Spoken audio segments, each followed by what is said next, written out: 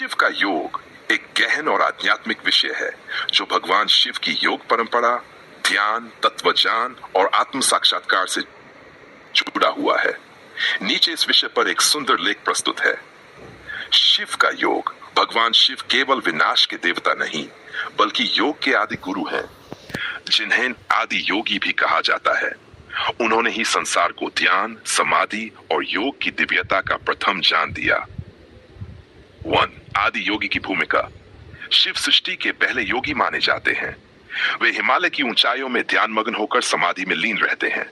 उनके भीतर की ऊर्जा और चेतना समस्त ब्रह्मांड को नियंत्रित करती है। उनके 5 प्रमुख स्वरूप ध्यान, तांडव, समाधि, करुणा और मौन सभी योग के अलग अलग आयामों को दर्शाते हैं। 2.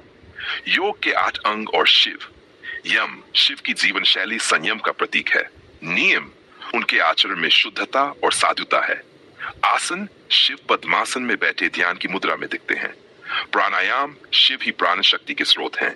प्रत्याहार वे इंद्रियों पर पूर्ण नियंत्रण रखते हैं।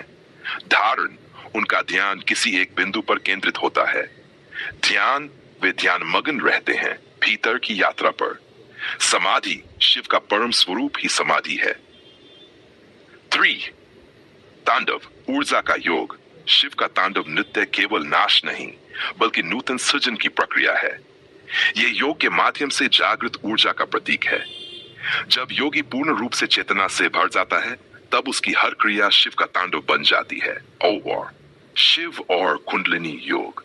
शिव को कुंडलिनी शक्ति का अधिष्ठाता माना जाता है। यह वह ऊर्जा है जो रीढ़ की हड्डी के मूल में सुप्त रहती है। शिव का ध्यान करने से यह ऊर्जा जागृत होती है और साधक को आत्मज्ञान की ओर ले जाती है।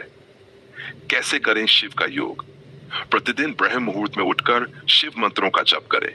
नमः शिवाय। ध्यान में बैठें और शिव को अपने भीतर महसूस करें। स्वयं को प्रकृति के साथ जोड़ें। शिव के समान शांत और करुणामयी बने। योग के साथ शिव की उपासना करें ताकि शरीर, मन और आत्मा तीनों में संतुलन बने। शिव का योग मोक्ष की ओर एक मार्ग। शिव का योग केवल एक साधना नहीं, बल्कि जीवन जीने की एक कला है। यह आत्मा को परमात्मा से जोड़ने का सेतु है। जब मन स्थिर हो, इंद्रियां वश में हो और भीतर परम शांति हो, वही स्थिति है जहां शिव साक्षात प्रकट होते हैं।